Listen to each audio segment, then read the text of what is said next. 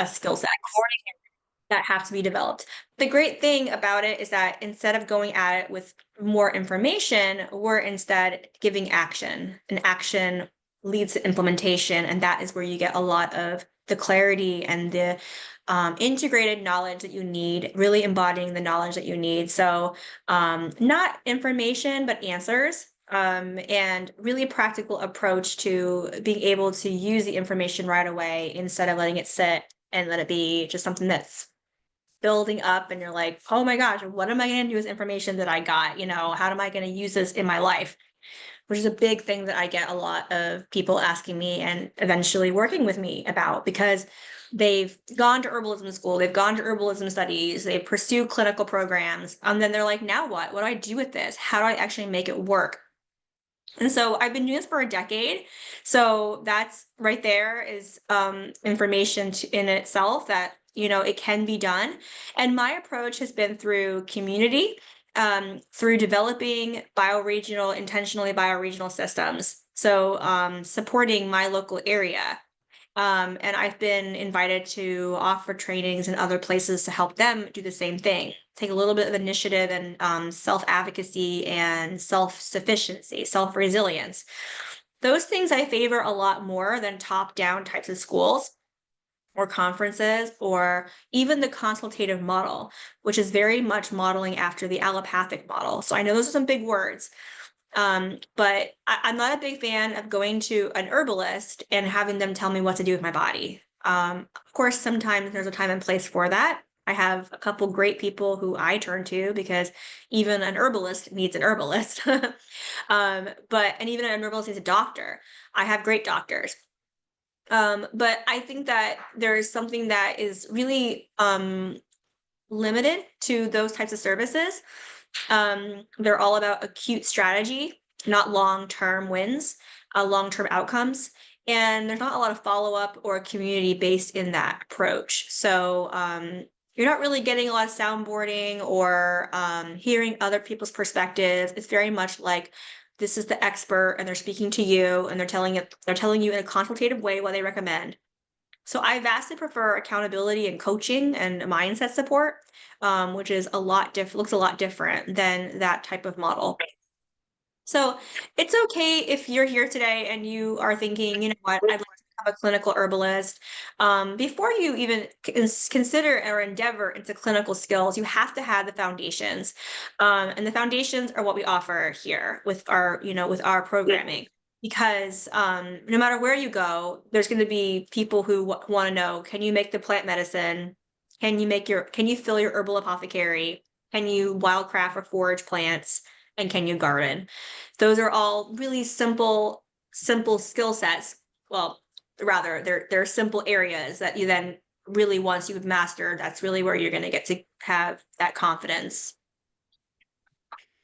Good stuff. So I wanted to just mention that first. And now, I still see some of our guests coming in. So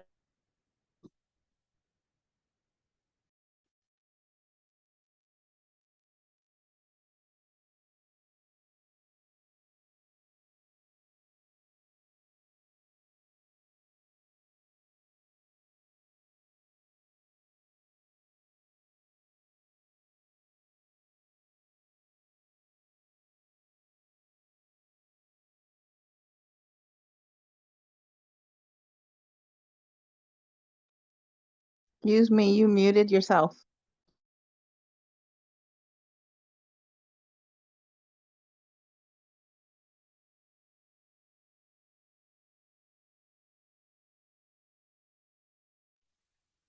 thank you so much. I'm really glad you spoke up and said something. Thank you. Thank you. Whoever said that, thank you. All right, let me just make sure that I'm not accidentally muting myself again. Thank you, Erica. I appreciate you. Yes, I did mute myself, Jamel and Casey. I appreciate you guys. All right. Make sure in the chat you say where you're from and your full name so I can give you participation points. And at the end of the week, we'll have giveaways for live participation. And if you're not in the Facebook group, that's where we do some of our activities. And when you contribute to those activities, you will also get participation points towards those giveaways.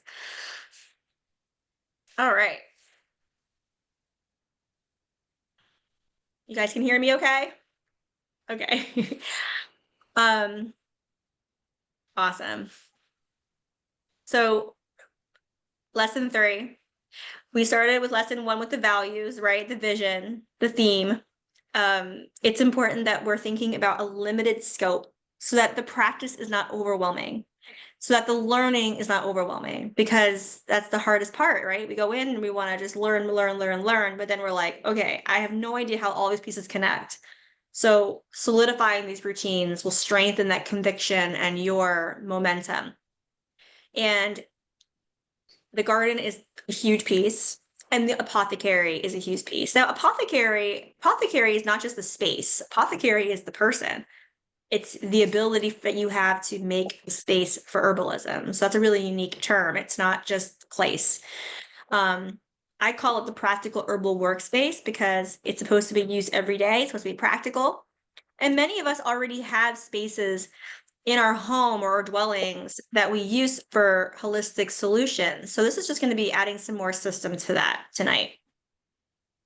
And we've already gone over the use of the garden and the supply line. Now we're going into the herbal larder and making this as effective of a space for you as possible based on that theme that you chose during session 1.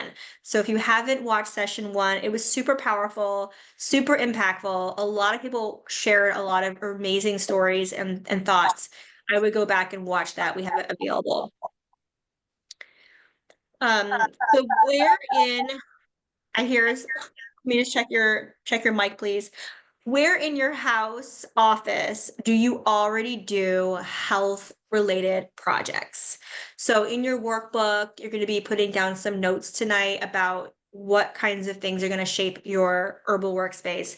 So one, we have to first know, where are we going to be put in this place, right? So instead of like being like all completely innovative, which you can be, I mean, if you want to go out of your way and develop some space that doesn't exist yet, sure. But I like it the easy way. I like it the way of the way of less resistance, right? That helps you create a new routine easily because it's already attached to something you normally do. So for me, that's the kitchen or near the kitchen, right? Because I have a bit of a kitchen workspace area within the kitchen. And I also have a space in another office. So I keep 2 spaces intentionally for apothecary, for herbal workspace. It could be your office, it could be work, it could be a drawer. I'm going to give you an option tonight that if you are very limited on space or time, that could be a good option for you, depending on your challenges. We've been talking about challenges this week and making sure we're realistically setting us up for success, right? Really, if we don't really see ourselves doing something, it's probably not going to happen. But if we can really envision that middle place where like, you know what, this is a little bit outside my comfort zone, but I think I actually can do this because I actually feel pretty comfortable with most of this process, you're probably gonna be able to achieve it faster. So where in that, house or where is that for you?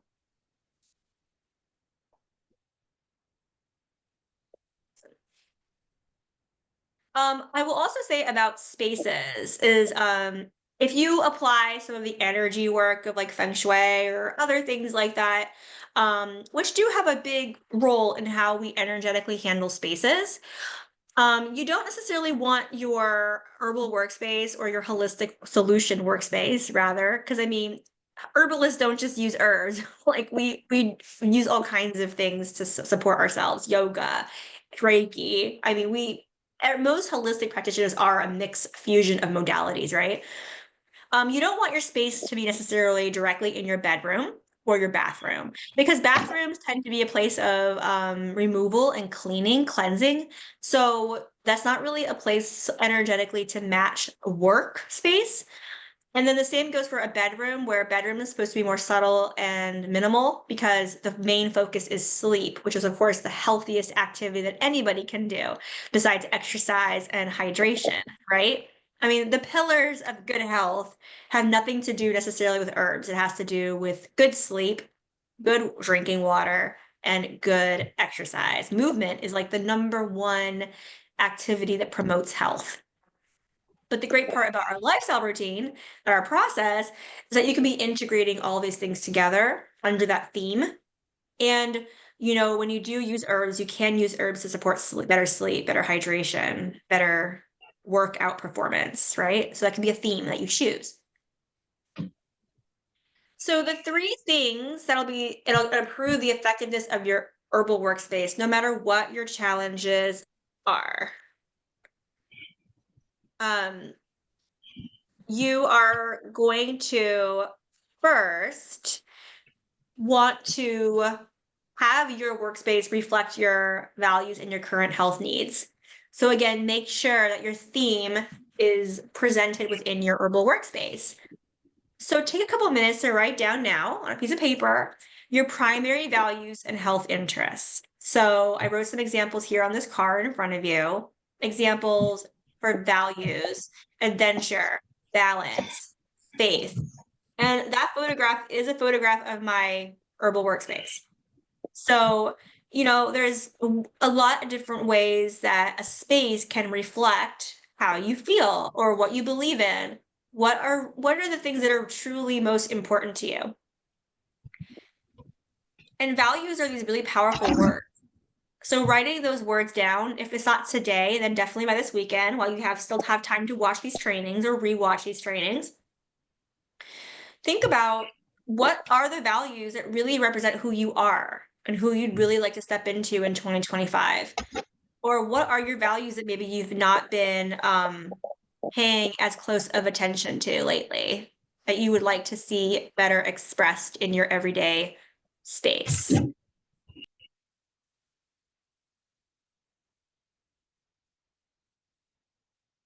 And then your health interests. So, are your health interests for your theme expressed through your space? How can that look?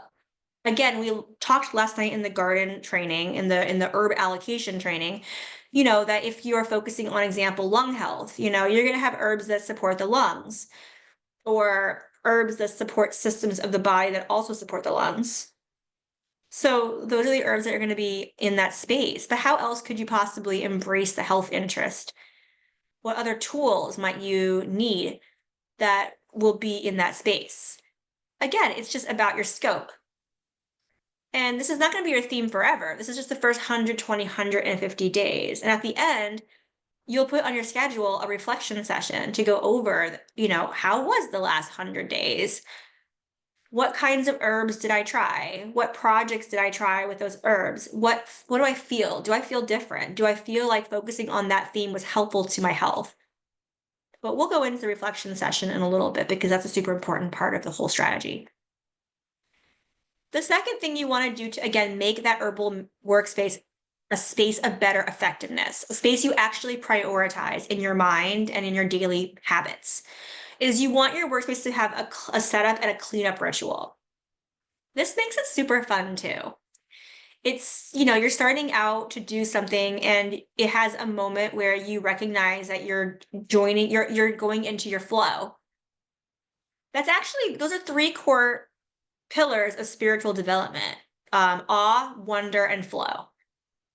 And if you are designing your routines around those three things, you will actually enhance your spiritual health. And if you enhance your spiritual health, you enhance your physical health and your mental health. So these are areas, of course, that have been basically abandoned by allopathic medicine, so conventional medicine, doctors, surgeons. Yet it is such a powerful reframing for our daily habits and our stress reduction, which we know clinically affects chronic illness. So this is like a no-brainer, right? These are the things that help us make our daily routines more meaningful, more impactful, because we actually want to. It makes us enjoy the process more. It's not work. So that could really look really unique to you. I think everybody could have their own kind of ritual. And a ritual, if you don't like that word, it could just be, a process that you do when you start and your end. It could be a prayer. It could be a meditation, right? Depending on who you are and your values. a candle lighting, cup of herbal tea, sitting in meditation, thinking about yourself, putting away your technology, right?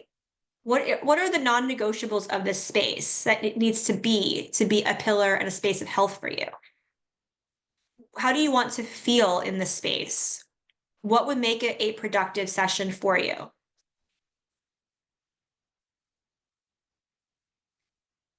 And the last thing to again make this an effective space that becomes a space that when you see it, you know it's about priorities. It's a prioritized focus space for you. Is nourishing your space. And you want to do this for about 2 to 15 minutes a day. So we mentioned last night that the timing for gardening is like up to 5 hours for the next 120 days, right? So 5 dedicated hours over that whole 3 month process. So you're going to add in about 10 to 15, 2 to 15-minute periods of time every day just to visit your space. And I'm going to give you a couple of main ways you can actually do that, how to actually nourish it in just a second. So if you need to pull out your calendar now and find that time, you can. I encourage you to because, let's be realistic for a second. If it's not on the calendar, it doesn't exist, right? We can all come into this event and say, yes, I'm going to focus on herbalism. I really want to, but we know that we have to develop skill sets, and skill sets take time to develop. So where is that time for you? What is the best time for you to be able to get that window in?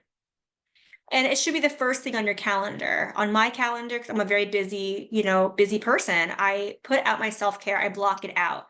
That time block is just for self-care. It's just for my herbal work. It's just for my gardening, or it's just for my herbal medicine making, right? And I don't really overlap those things.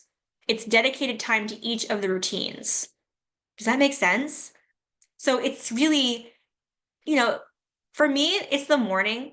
The morning light, the morning time is a great time for me. I'm well rested, I'm well nourished. It's a great time for me to revisit and look at my notes and my vision oriented herbal apothecary space. All right. But everyone's different. So the other thing that you can do is, and let me just tell you, there are two main ways to nourish your herbal workspace, okay? A herbal larder. So if you have this herbal workspace, obviously things that can go into it are herbs, right? And what are the herbs you put into your herbal larder? The herbs that fit your theme. Got it? So isn't that easy?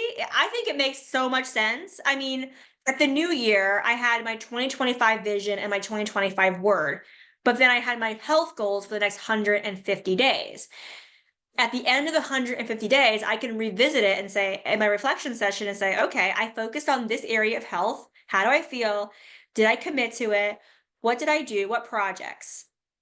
So for keeping it compact, I would say keep your recipes or your formulas, your herbal recipes, your herbal formulas between 3 and 8 formulas per theme in your larder at one time. That'll make things a little bit easier and more sustainable. So you're going to choose lots of different ideas over the course of your career. But for now, all I'm inviting you to do is focus on one theme and one area. And you know what? You're going to love it because you're going to go really deep and in a deeper relationship with the plants and with the herb formulas. You're going to get to know them a lot better than if you just dabble or try a formula one time, which it's not going to work if you try it one time. It has to be used consistently. It has to be, you know, in your body for a while for you to really make a difference. You need to reflect on it. And the cool thing about herbs too is that herbs are multidimensional. They're not drugs. They're not agents that create fast change and affect change on the system the way that drugs do. Drugs are a singular pathway. Herbs are multiple pathways. That's why you can use ginger in an anti-nausea tea and also use ginger for pain relief, anti-inflammation. It's why you can use, you know, a lot of different herbs for different affinities or different organ affinities in the body, different methods of use. That's why an herb can be taken in a tea one way, and the same herb will be a different action in a tincture or alcohol-based medicine. We're going to get into herbal medicine making tomorrow, the basics about that. But you can do this on your own, you know. It'll be strengthened with the help of an experienced mentor. It'll be help with some serious foundational knowledge, but you know, you can do this on your own to the point if you want to take it on. Just go online and look up recipes for your theme, and there you go.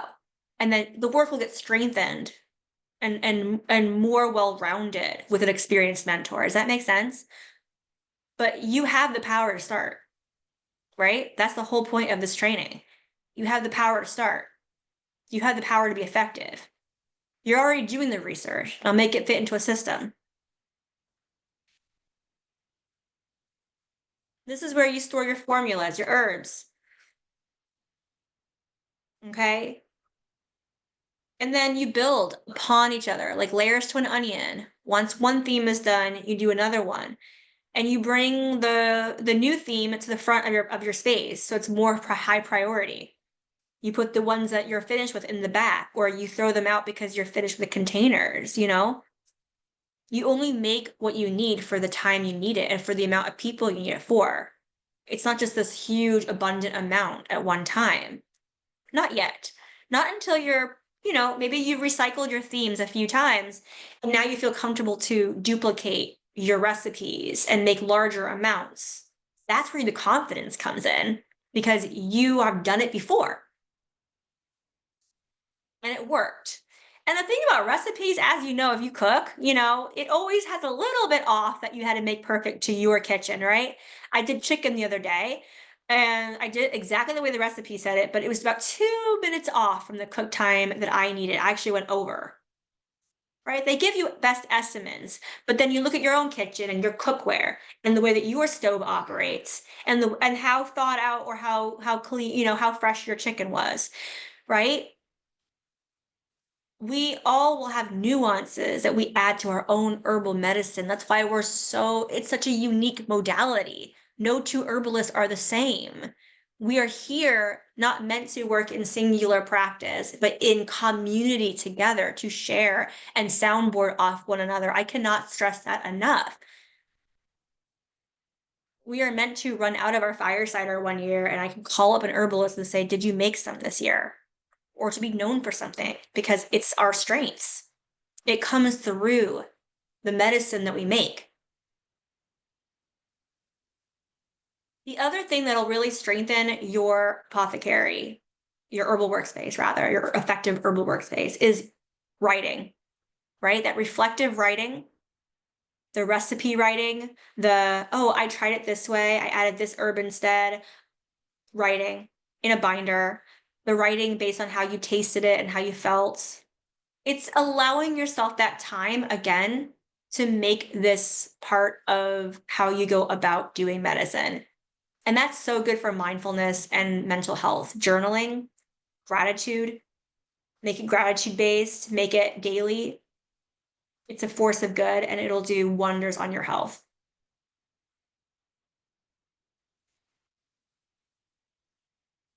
All right. Well, that's what I wanted to share in regards to the herbal workspace. It's truly amazing when you put those two things together, the garden and the herbal workspace. You got some concrete things. I mean, I look out my window, I have my garden. I look in my house, and I have this herbal workspace. Um, at the new year, I think I kind of cut myself off there, but I made my new year vision. I had my goals, and on a piece of paper, I just wrote out a few recipes, went into my herb books that I have on hand and the herbal research that I have, and found a few recipes that fit the theme. And then I go into my herbs and herb cabinet and I check to see if I have those herbs. And if I don't, I go and make sure I have them. And that is, you know, how I do these things. And then once we're at the end of the cycle, then we can kind of shift out of it. And seasonality, you can change things up based on the season too. So, uh, I think this approach to like herbal medicine and intake is a lot different than the conventional method too. I mean, the conventional method, it's like you take this medicine for this long, for this acute reason, and the symptoms resolve, and then you're back to normal. But we're not really dealing with like the undercurrent like needs of our body and the nutritional deficiencies where herbs can really shine. So I can't wait to hear back from some of you about what you've tried and what theme you embraced and took it upon yourself to do with this system because you're going to be inviting yourself into a lot of different kinds of flavors and tastes and ways of using supplements and herbs that you probably had never done before, and making it a more familiar practice for you in that kind of connected way with your body. So it's super super powerful stuff. um and when you're dealing with herbs, you're dealing with acute things and also underlying root causes. So it could definitely help in one direction, but then also you might notice that you'll have other things resolve on its own too because of this time spent with these herbs. Awesome. All right. So, great job, everyone. And I will share this chat. Tomorrow we go into herbal medicine making at 6 o'clock, and I'll go into the main kinds of processes and preparations that are most utilized and most familiar, that will help you get started with your herbal medicine making for sure. Yeah. Um, it looks like I had a couple questions about the replay page, so I will go ahead and share that again. Yes, you're welcome. Yeah, no problem. So let me get that real quick before I turn off this. And yeah, I hope you guys have a great rest of your night. If you are all ready to get started with a deeper look at your herb routines or which herbs you should possibly go in on, or if you're having a trouble with goal setting, you're invited to book a call with me, and we can go over that together. So just shoot me a message on Facebook or on Gmail if you'd like to take advantage of that, or I'll actually put in the chat my Calendly link before we head up too. And I'm sorry, I don't have these links. It's all easy. There we go. Oh, I got more people coming into the call. Okay. And so here is the replay page. And then, which is, I just keep adding the things as they keep happening. So this one will be there in a few minutes after we get off this call. And then the Calendly is how you book a call with me. If you're like, I don't really quite understand something about this week so far, or I need a little help with like my structuring of my routines, or choosing which health theme to focus on, which I understand. Like, if you're not quite aware yet of like what exactly the health concern that you should be focusing on is, you might need a little bit of soundboarding for that. So I know I use that word a lot, but I really like it. So I'd be happy to help you kind of map things out a bit, because I know that we're not going into everything in huge depth or customization this week. We're just giving you some general tips and the general outline for everybody. But if you'd like some individualized time with me, you can through that link. We'll do a 25-minute call sometime this week or next. All right, so I'll see you all tomorrow at 6 o'clock. And I just put the 2 links in the chat. So that's the replay page for you to see all the videos so far as our 3rd session, and tomorrow is session 4. And we are halfway through. Go back and watch them. They've all been great sessions and all building upon one another. So yeah, thank you so much and have a great rest of your evening, everybody. My pleasure. Thanks. Bye.